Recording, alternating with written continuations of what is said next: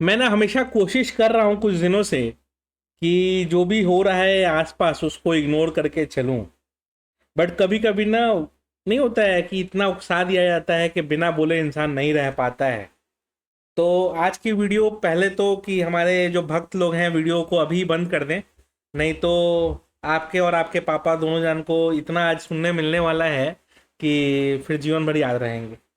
अब बाकी जो लोग देश के लिए अच्छा सोचते हैं वो लोग ये सुने, ठीक है? क्योंकि अंधभक्तों को तो समझाना मुश्किल है, बट नॉर्मल लोगों को समझाया जा सकता है।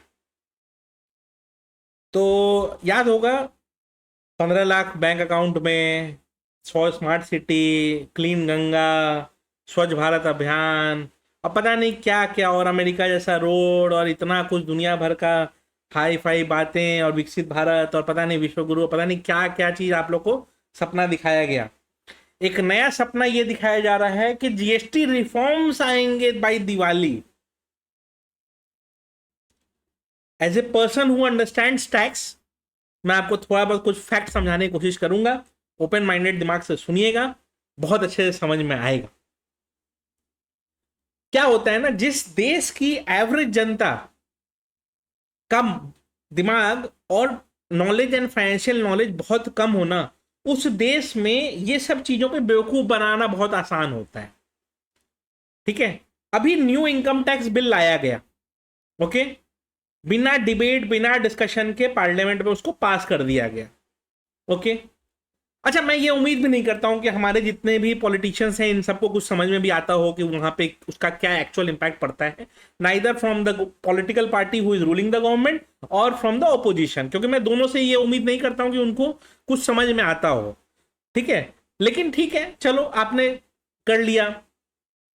हो क्या रहा है कि जो न्यू इनकम टैक्स बिल है उसमें कुछ अमेंडमेंट्स ऐसे लाए गए हैं जिससे ये क्लैरिटी आ गई है कि अब गवर्नमेंट, अब तक क्या था कि अब आपको अब तक ये था कि गवर्नमेंट आपका पर्सनल डेटा को अगर चेक करता था आप बोल सकते थे कि ये पर्सनल इंफ्रिजमेंट है और ये है वो है गवर्नमेंट का ये, और सिर्फ एक ही कंडीशन में गवर्नमेंट आपका पर्सनल डेटा चेक कर सकता था, अगर आप एंटी इंडिया एक्टिविटी में इन्वॉल्व हो तो।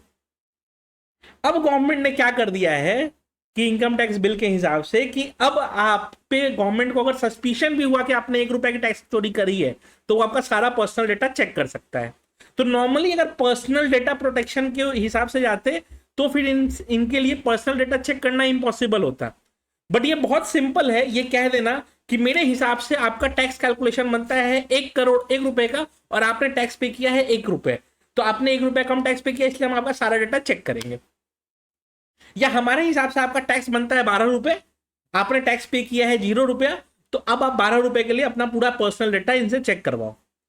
या आप मान लो इंडिया के बाहर गए, वहां से घूम के वापस आ रहे हो, आपको एयरपोर्ट पे इसलिए पकड़ लिया गया कि हो सकता है कि आपने अपने मोबाइल में यूएसडीटी रखा हो।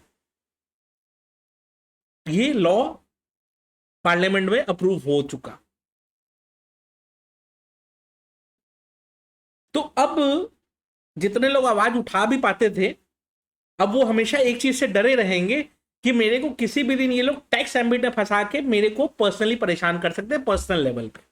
अब तक ये पॉसिबल नहीं था कि कुछ भी कोई बोले पर्सनल लेवल पे आप उसको परेशान नहीं कर पाते।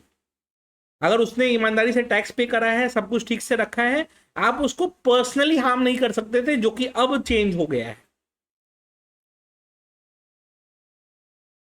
अब कुछ ज्ञानी लोग आ जाएंगे, ज्ञान लिखने, नहीं नहीं ऐसा नहीं है, वो पर्सनल डेटा इसलिए चेक होगा उसलिए चेक होगा। अरे भाई मेरे चेक ही तो होगा ना, चेंज लाया है तो कुछ पर्पज ही होगा ना। ये सब चीजों को अच्छा कौन बताता है? ये सब चीजों को वो मीडिया अच्छा बताता है जिनको मालूम है कि अगर आज जाके आरती नहीं उतारे हम हर फालतू डिसीजन का और हर गलत डिसीजन का, तो गवर्नमेंट से कल हमको एड मिलना बंद हो जाएगा। क्योंकि कोई भी गवर्नमेंट स्कीम लाती है, ठीक है, कोई भी गवर्नमेंट स्कीम लाती है तो उस स्कीम का एक्चुअल खर्चा जो होता है उसके एडवर्टीजमेंट पे होता है। यानी कि अगर हम स्वच्छ भारत अभियान की बात करें तो स्वच्छ भारत अभियान का जो टोटल खर्चा हुआ होगा ना, उसमें 90% सिर्फ एड का खर्चा था। और वो एड कौन देगा? गवर्नमेंट देगा टू दोज मीडिया हाउसेज जो उनका दिन भर आरती उतारेंगे। अब हम जैसे लोग जो दिन भर अगेंस्ट में बोलते हैं, ठीक है, तो हम जैसे लोगों को उनसे कुछ मिलना है नहीं, और ऐसे भी हमको कुछ चाहिए भी नहीं उनसे। भगवान की दया से आप लोग की दुआ है कि इन लेक्चरों से तो नहीं लेना है कि जो देश को कहां गड्ढे में लेके जा रहे हैं और बर्बाद करके रखा है इन लोगों ने। अब आइए जीएसटी पे। अनाउंस किया गया है कि जीएसटी हम बहुत ज्यादा वो कर देंगे, सिंप्लीफाइड कर देंगे। पहले कॉम्प्लेक्स किसने बनाया? एक पॉपकॉर्न पे नॉर्मल होगा तो 5%, सॉल्टेड होगा तो 12%, कैरमलाइज होगा तो 18%। ये दिमाग लगाने किसने बोला था? और आपको लग रहा है ना कि बेनिफिट दिया जाएगा। जो रूमर्स आ रहे हैं, देखिए फिक्स तो कहीं नहीं है, जो रूमर्स आ रहे हैं उसके हिसाब से दो स्लैब होने वाले हैं, 5% और 18%। और इंडिया में किसी भी लॉजिकल पर्सन से आप पूछ लो तो वो यही कहेगा कि 12% वाला सारा आइटम चला जाएगा 18% में। आप कुछ लोग कहेंगे कि सर 28% भी तो हट जाएगा, यही गलती आप कर रहे हो। 28% मेजोरिटी सीमेंट वगैरह ये सब जिस पे लगता है, मान लो उसको 18 पे आप ले भी आए, कार्स वगैरह पे जैसे ही आएगा ना तो 28% आप इधर तो कर दोगे, 28 का 18, बट 10% सेस में बढ़ा दोगे। तो जो लोग भी एक्चुअल कार वगैरह परचेज करते हैं, देखिए जिनको नहीं परचेज करना होता उनको तो कुछ समझ में आने से रहा है ये सब चीजें, बट जो रियलिटी है वो यही है कि एक जगह से कम किया जाएगा, दूसरी जगह से बढ़ा दिया जाएगा। एंड इम्पैक्ट टैक्स का सेम आने वाला है, क्योंकि ये गवर्नमेंट ऑलरेडी फिजिकल डेफिसिट में चल रही है बहुत बड़े अमाउंट की। मतलब गवर्नमेंट का जो टोटल बजट है उसका 20% एक्चुअली फिजिकल डेफिसिट है। अब आप कहेंगे परसेंटेज ऑफ जीडीपी में कम हो रहा है, क्योंकि जीडीपी की साइज बढ़ रही है। जीडीपी की साइज क्यों बढ़ रही है? पॉपुलेशन बढ़ रहा है इसलिए बढ़ रही है। नॉर्मल लोग नहीं ऊपर जा रहे हैं, नॉर्मल गरीब आदमी नहीं पैसा वाला बन रहा है। वो दो चार लोग हैं बड़े लोग, जो लोग और बड़े बनते जा रहे हैं, और वो बड़े बनते रहेंगे क्योंकि सारे साधन उन्हीं के पास है ना। तो 5% वाला जो है उसको तो आप जीरो कर नहीं रहे हो, चावल दाल गेहूं आटा से तो आप हटा नहीं रहे, वो सब पे तो रखना ही है आपको। तो नॉर्मल लोगों का जो कंजम्पशन है वो आपको रखना ही है, वहां से हटाना है नहीं। तो आप क्या कह रहे हो कि हम 12% वाला स्लैब हटा देंगे। मान लो अगर हटा देते हैं सही में, तो अभी कुछ ऑफिशियल तो है नहीं, अगर हटा देते हैं तो वो 12% वाले सारे आइटम चले जाएंगे 18% में।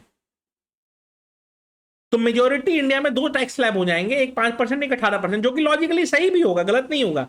लेकिन आपको लग रहा है कि टैक्स बेनिफिट होगा, तो ऐसा नहीं है। पे 18% ही करोगे आप मेजोरिटी चीजों में। आज भी चेक कर लो आप, मेजोरिटी चीजों में 18% ही चेक कर रहे हो। कितने आइटम आपको निकलती है जो 12% में आती हैं या 28% में आती हैं? मेजोरिटी आपको इसी में आता है। अब हाँ, लोग लिखेंगे सर कंप्यूटर में इतना लगता है, इसमें इतना लगता है। भाई मैंने वही तो बात बोल रहा हूं ना कि लिमिटेड दो चार आइटम में ही कम लगता है या ज्यादा लगता है, उन सबको 18 पे ले आएंगे, एवरेज बैलेंस सेम आ गया। बट इंडियन पब्लिक को बेवकूफ बनाना जरूरी है, अब पब्लिक उससे बेवकूफ बनते रहेगी। लाइफ में कोई इंपैक्ट और कोई चेंज नहीं आने वाला है। इनफैक्ट मैं तो आपको ये इतना सिंपल से कहता हूं कि हो सकता है कि आपका जो एवरेज मंथली एक्सपेंडिचर था ना वो बढ़ जाने वाला है, क्योंकि 12% में बहुत सारे आपके regular day to day use के आइटम्स थे। स्क्रीन पे आपको दिखाता हूं कि एक्चुअली कौन से आइटम्स ऐसे थे जो आपके 12% वाले स्लैब में आते थे। एंड आपको भी पता है कि ये 12 से 5 में बहुत रेयरली कोई आने वाला है, सब 12 से 18 में ही जाने वाले हैं। चलिए एक बार स्क्रीन पे लेके चलता हूं। देखिए नॉर्मल इंसान जो 5% में है, शुगर, चीनी, चाय पत्ती, ये सब सब ठीक है। जो थोड़ा सा बस लाइफ में बेटर चीजें होती हैं ना, लाइक बटर, घी, प्रोसेस फूड, आलमंड, मोबाइल, ये वो, ये सब के सब आपके कहां पे हैं? 12% में है। एंड आपको खुद भी मालूम है, ये अपने दिल पे हाथ रख के पूछिएगा, वो आपका दिल भी यही जवाब देगा कि ये 12 वाले 18 में जाएंगे, ना कि 5 में जाने वाले हैं। क्योंकि 5 में कौन से आइटम्स हैं? 5 में आइटम्स कौन कौन से हैं? देखिए रोस्टेड कॉफी, ये वो, कैश्यू नट्स, कोल, ये फैब्रिक्स, ठीक है, फुटवेयर लेस देन 500। अब बताओ 500 रुपए के नीचे क्या मिलता है, कौन सा चप्पल जूता मिलता है? एपरल्स लेस देन 1000। एक टी शर्ट भी लेने जाओ अगर यूएस पोलो का ले लो तो वो पता है 2500 का पड़ जाता है। मतलब चलो ठीक है, सस्ता भी चीज मिलता है, मैं ये नहीं कह रहा हूं, लेकिन ये हाल है, ठीक है। और अब आओ 18% में, नॉर्मल यूज की जितनी चीजें हैं सब 18% में है। कह देंगे रैशनलाइजेशन हो रहा है, ये 18%। तो नॉर्मल आदमी के लिए ना चीजें सस्ती नहीं होने वाली है, महंगी ही होने वाली है। और अब आइए कार्स में। कार्स में आपको लगता है 28%, एसी, फ्रिज, ये सब में लगता है, सिन आइटम्स में। अब बात हो रही है कि 40% का स्लैब आएगा। कौन कह दे कि भाई सिन आइटम में ये लोग सिगरेट्स और कोक पेप्सी और ये सब के संग बोल दे कि कार्स भी सीन आइटम है भाई, क्योंकि इंडिया जैसे कंट्री में अगर आप कार चला रहे हो तो आप करोड़पति अरबपति हो। और अभी अभी और आइए, अगर रैशनलाइजेशन होता है तो 3% जीएसटी कहाँ लगता है, गोल्ड सिल्वर वगैरह में, यानी कि जो इंपोर्ट ड्यूटी कट किया गया था इनडायरेक्टली उसको 5% में ले आया जाएगा एंड आपको परेशान कर दिया जाएगा। अब आइए कुछ कुछ चीजें और जो 0.25% में है। ये 0.25% में non industrial diamond, precious stones और सिंथेटिक स्टोन्स। अब मेरे को ये बताइए, ये क्या आप खरीदते हैं कि ये अंबानी जी खरीदते हैं? जो अंबानी जी का प्रोडक्ट है उस पर तो 0.25% लगा होगा। कुछ ज्ञानी लोग, ज्ञानचंद लोग आ जाएंगे लिख रहे हैं कि सर आप तो परसेंटेज देख रहे हो, वैल्यू देखो। भाई मेरे, वो 100 करोड़ रुपए पे 3% भी पे कर सकते हैं ना, 5 करोड़, 5 रुपए भी पे कर, 5% भी पे कर सकते हैं ना। बट उनसे कितना ले रहे हो आप? 0.25% ले रहे हो। बट नॉर्मल इंसान जो खाता पीता है उस पर कितना ले रहे हो? Bare minimum 5%। और उसके बाद थोड़ा सा जो लाइफ में अपग्रेड वाला चीज होता है, मोबाइल पे आ जाओ आप, बटर घी, ये सब सब चीजों पे क्या लग रहा है? 12%। और ये कहां जाएगा? सबको मालूम है, खुद से पूछ के देखिएगा, आपको इस पे आएगा। एंड उसके बाद जो कंप्यूटर वगैरह यूज करते हो सब 18% ही है। मतलब लाइफ में थोड़ा सा स्टैंडर्ड होने का सोच लिए, थोड़ा सा सोच लिए कि चलो मैं आइसक्रीम खा लेता हूं, तो 18% ही पे करना है आपको, नॉर्मल नहीं पे करना है। तो अगर आपको इतना सारा जुमला जो 10-11 साल से मिला है, उसके बाद भी अगर आपको ये उम्मीद है कि आपके लिए कुछ अच्छा होने वाला है, तो इस भ्रम में मत रहो। और जब दिवाली बोनंजा आएगा, ठीक है, तब देखा जाएगा कि क्या बोनंजा आता है। क्योंकि इस देश में बेवकूफ बनाने वाले नेताओं को ही भगवान की तरह पूजा जाता है, ठीक है। और इस देश का ये सबसे बड़ा ड्रॉबैक है कि पढ़े लिखे लोगों को आप अनपढ़ गंवार समझते हो और अनपढ़ गंवार जाहिलों को आप अपना भगवान बना के बैठे हो।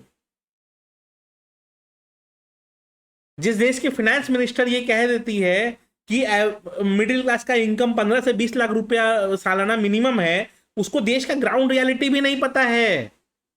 वो बैंगलोर का जयनगर का ही एरिया का उसको आइडिया है कि बेयर मिनिमम कोई कमा रहा है वहां पे तो 15 लाख रुपए एनुअल कमा रहा है। उसको ये नहीं मालूम है कि उसी सिटी में बाकी एरियाज भी एग्जिस्ट करते हैं। वहां पे व्हाइटफील्ड और माराथली में 4 लाख एनम वाले भी जॉब वाले लोग काम कर रहे हैं। इलेक्ट्रॉनिक सिटी में 6 लाख पे भी जॉब करने वाले लोग रह रहे हैं। और ये तो मैं बैंगलोर की बात कर रहा हूँ, बाकी सिटीज में आएंगे तो और गरीबी वाला हाल है। तो उस देश के फाइनेंस मिनिस्टर से आप क्या उम्मीद करते हो, जिसको अपने घर के आसपास के लोगों का सर्कल देख ले के अपना आइडिया लगा लेते हैं कि भाई दुनिया में इतना कमाई हो रहा है। और कुछ ज्ञानचंद लोग आ जाएंगे, देखो हम 4th लार्जेस्ट जीडीपी बन गए हैं। आप लार्जेस्ट भी बन जाओगे तो भी देश गरीब ही रहेगा आपका। क्योंकि एवरेज इंसान की कमाई जो है ना, वो अफ्रीकन नेशन से भी खराब है हमारी। और वर्ल्ड का अगर एवरेज इनकम वाइज निकाले तो हम टॉप 50 पुअर कंट्रीज में आते हैं। ये रियलिटी आपको माननी पड़ेगी। और उस कंट्री से आप ये परसेंटेज ऑफ जीएसटी ले रहे हो। लेने वाले को ही शर्म आना चाहिए था। आप कुछ लोग बोले सर उसके पहले टैक्स नहीं लगता था क्या? खुद यार कितना बेशर्मी करोगे।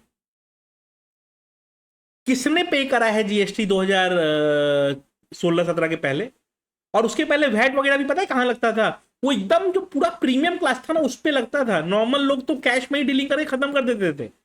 तो नॉर्मल इंसान तक टैक्स का बर्डन पता भी नहीं चलता था। पता किसके बाद चलने लगा? जब हर इंसान को पे करना पड़ गया टैक्सेस। महंगाई ऐसे ही नहीं बढ़ी है।